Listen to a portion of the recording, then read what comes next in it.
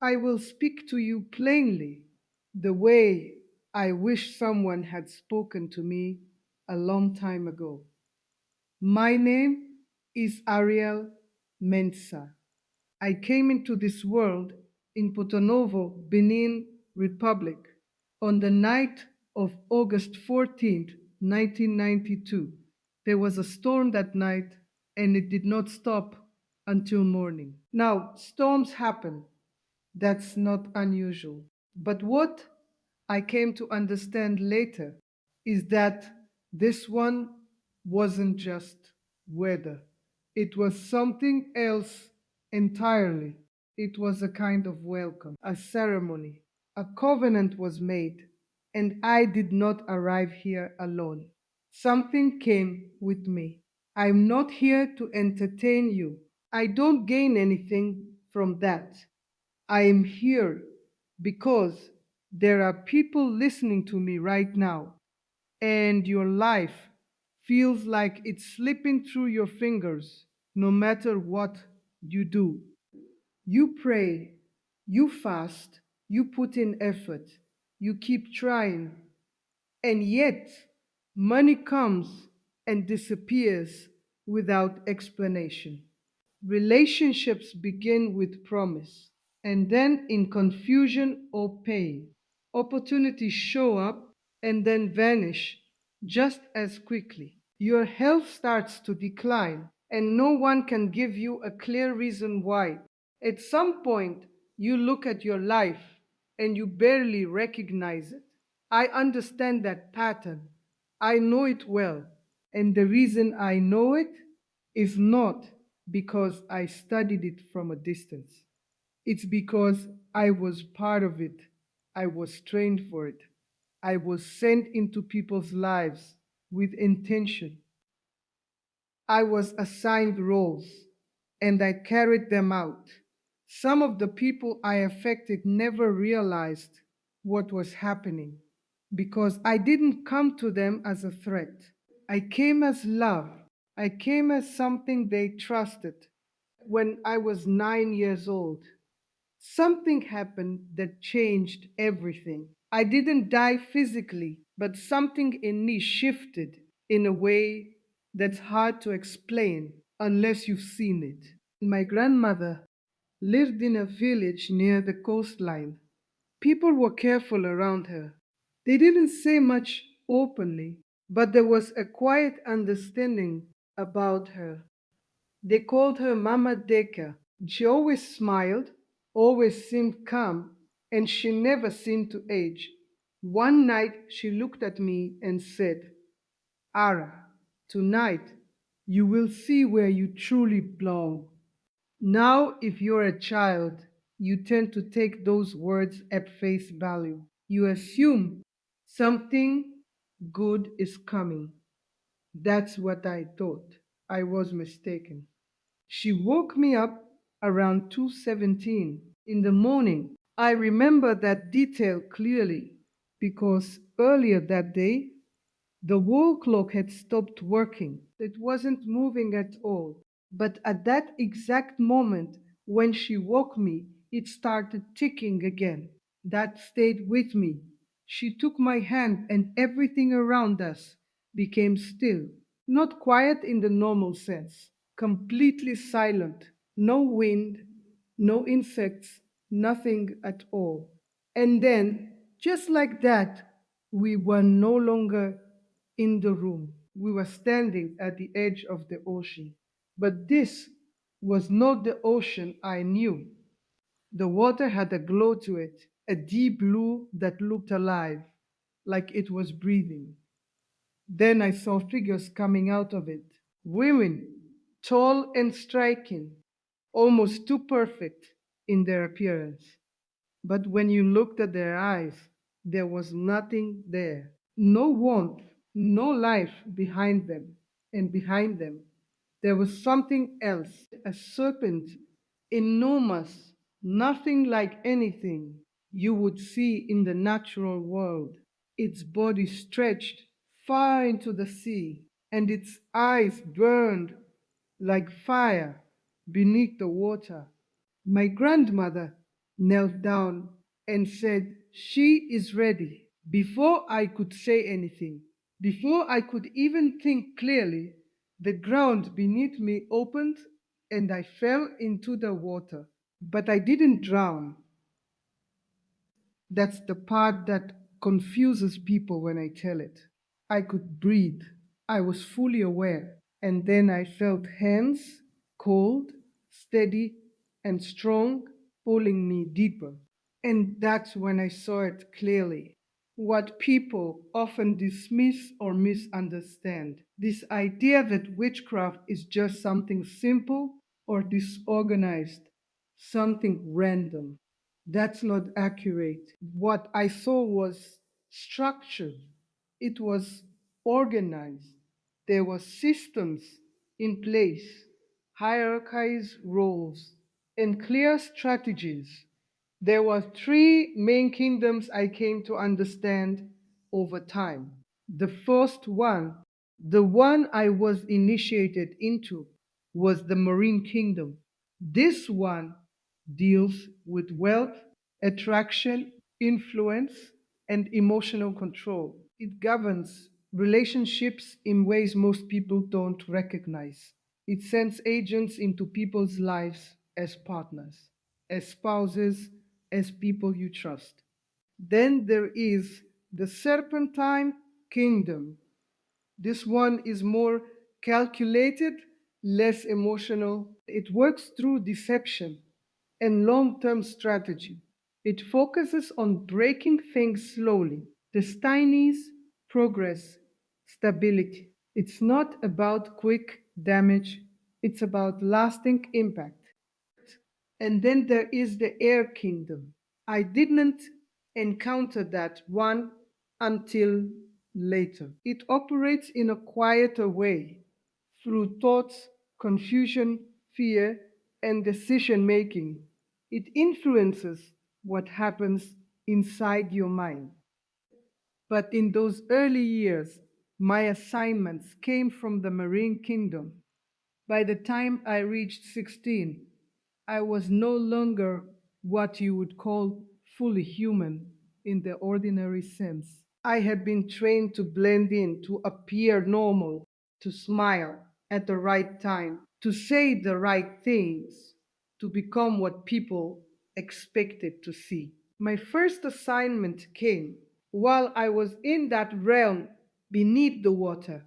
There were seven of us standing together, and a voice came, not from a person, but from the water itself. It said there was a boy in Cotonou whose life was moving too quickly, whose future posed a problem. His name was Emmanuel Zisu. They showed me who he was. He was intelligent, disciplined, respected. But that wasn't the issue. The issue was what he was going to become. He had the potential to build something that would shift financial control in the region, something that could free people and disrupt systems that were already in place. And so I was sent to him. I met Emmanuel at a small tech event in Cotonou. I didn't approach him right away. That's not how this works. You observe first. You take your time. For 2 weeks, I watched him carefully. I learned his habits, his patterns, what he responded to emotionally, what he was looking for without even realizing it. Then one day, we accidentally crossed paths. But there was nothing accidental about it.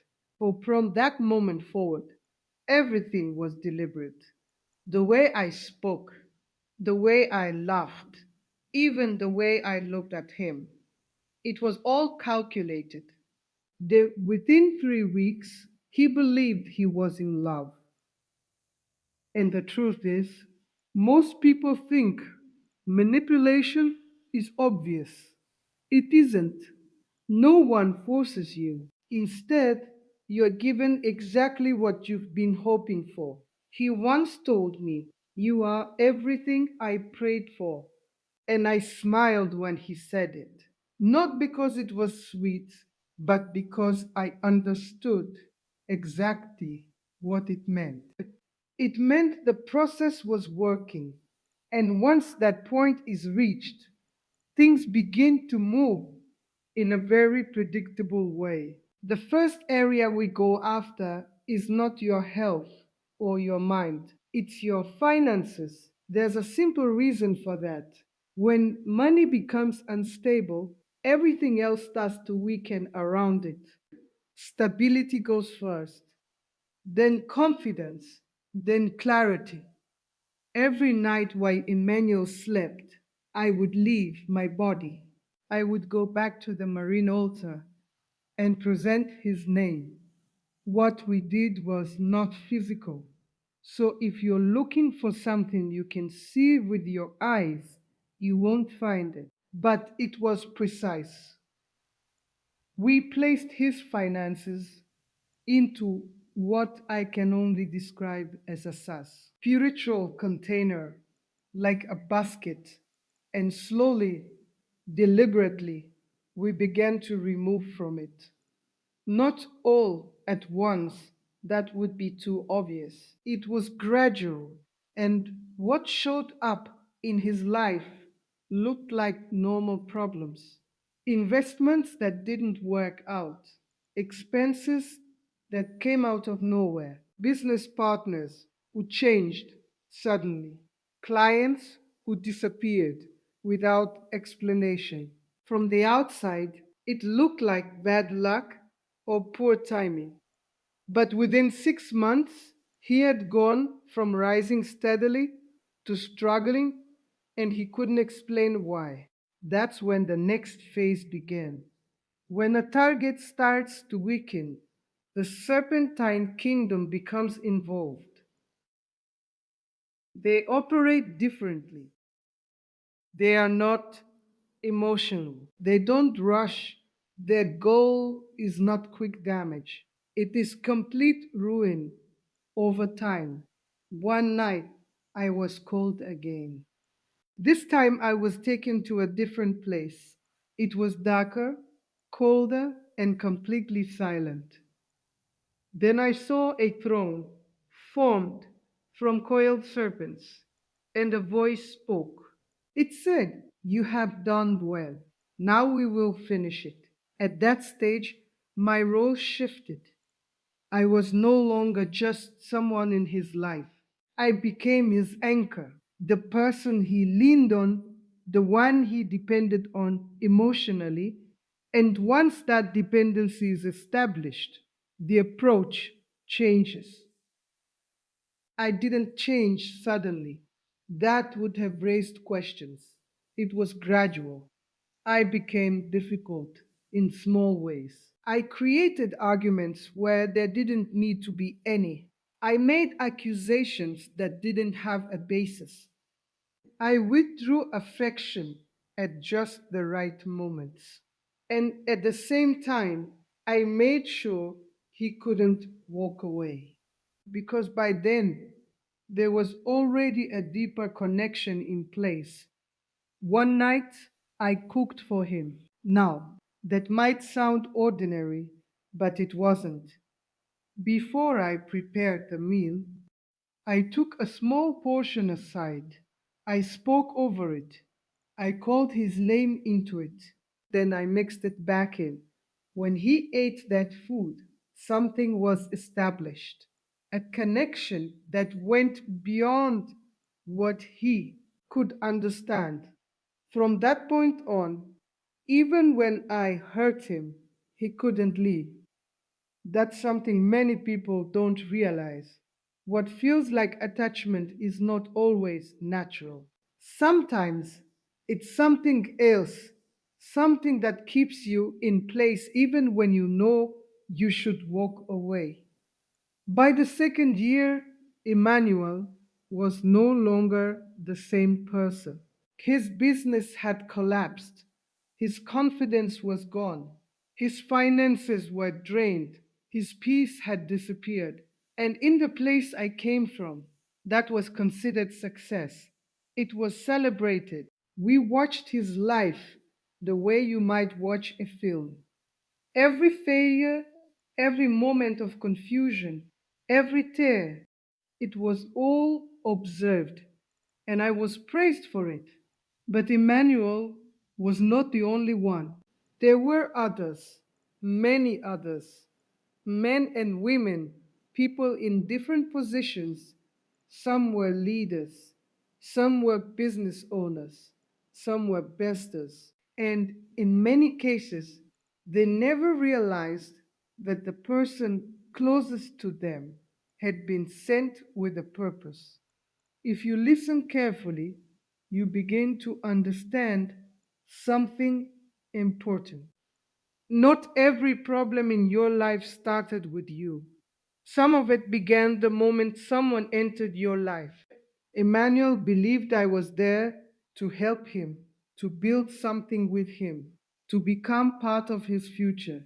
But where I came from, he was not seen that way. He was called a project, and projects are expected to be completed. After his finances were drained and his confidence weakened, the next instruction came.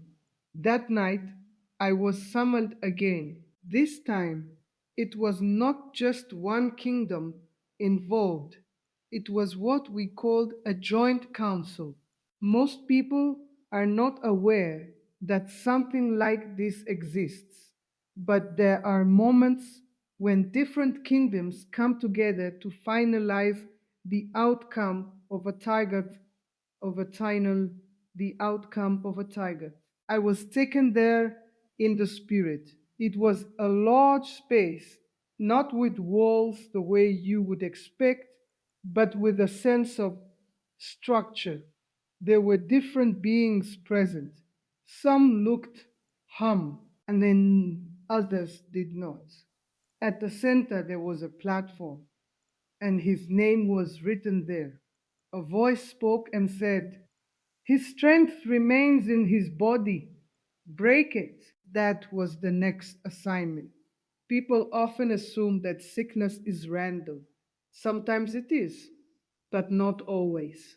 There are entry points, and one of the strongest is intimacy. By that time, Emmanuel trusted me completely. There was no hesitation on his part. One night, I initiated closeness, but what he didn't know was that everything about that moment had already been prepared. Before I came to him, I went back to the water. There, I was given something. It wasn't physical, but it was real. It looked like a dark mist, something that moved, something alive in its own way. I was told to transfer it through contact. That night, while he held me, while he believed everything was genuine, the transfer took place. It didn't show immediately. That's not how it works. It started small. He began to feel tired more often. Then came random pains in his body, occasional dizziness, things that could be explained away as stress. He ignored it at first. Most people do, but over time, it became worse. He couldn't sleep properly. His appetite changed. His body started to weaken. He went to doctors.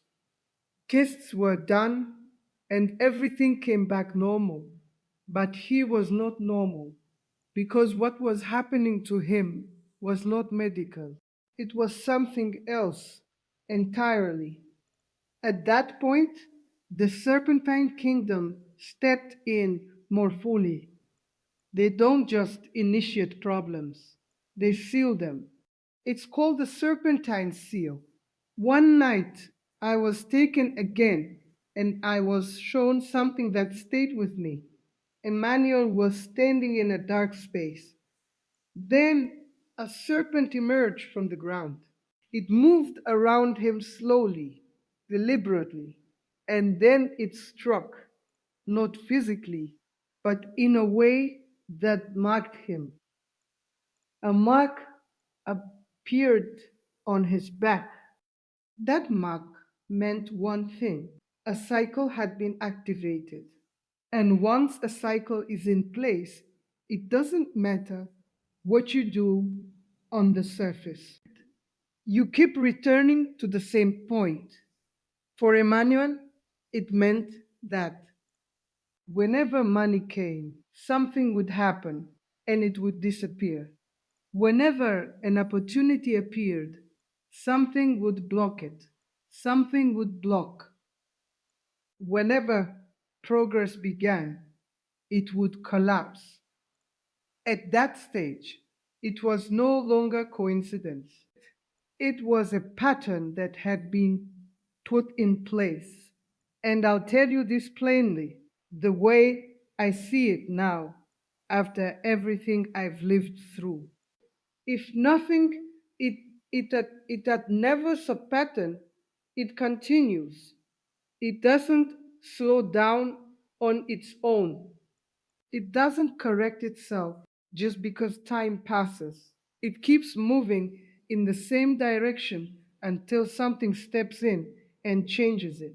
I have seen how it begins and I have seen how it ends. And in many cases, the person at the center of it doesn't even realize when it started. That's the part most people miss. Do you think the problem began when things became difficult? But sometimes it started much earlier. The moment someone entered your life, the moment a connection was formed, the moment something was allowed in. Emmanuel believed I was there to help him. He believed I was part of his future. But where I came from, he was not seen that way. He was an assignment. And assignments are not emotional, they are carried out until something stops them. When that connection broke, everything shifted, not just for him, but for me as well. Because once you see clearly, you can't go back to seeing things the same way again. And that applies to both sides. What I came to understand is simple, even though it took me a long time to accept it. You have to pay attention to patterns, not just events, not just moments, but patterns. Because patterns tell you what is really happening beneath the surface. If something keeps repeating in your life, it deserves your attention. If the same kind of loss keeps showing up, if the same kind of relationships keep ending the same way, if the same struggles return no matter how hard you try to move forward, you have to stop and ask why. Not everything is random, and not everything is coming from where you think it is. Some situations require more than effort, they require awareness.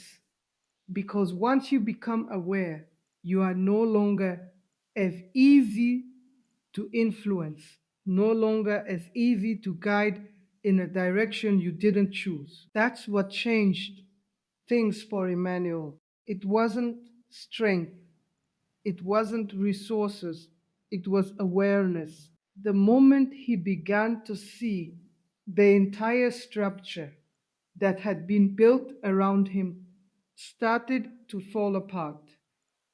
And that's why I'm speaking to you directly. Because if you're listening carefully, you might begin to recognize something in your own life. Maybe not everything, but parts of it. And if you do, then you're already at a different point than where you were before. I'm not here to convince you of anything. I'm simply telling you what I experienced, what I was part of, and what I came to understand after it all began to fall apart. Some people are placed in your life for good reasons, and some are not.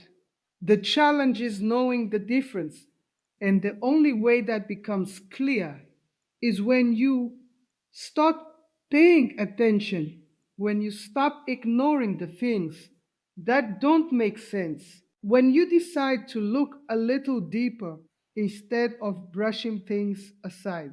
That's all I'm asking you to do. Take a moment and reflect on your life, on the patterns you have seen, on the things that have repeated themselves without clear explanation. Because sometimes that's where the answer begins. I've said what I came here to say. If this reached you, if it made you think, then don't keep it to yourself. Share it with someone who needs to hear it, someone who might be going through something they don't fully understand. And if you want to keep hearing messages like this, take a moment to subscribe so you don't miss what comes next. Thank you for watching this video.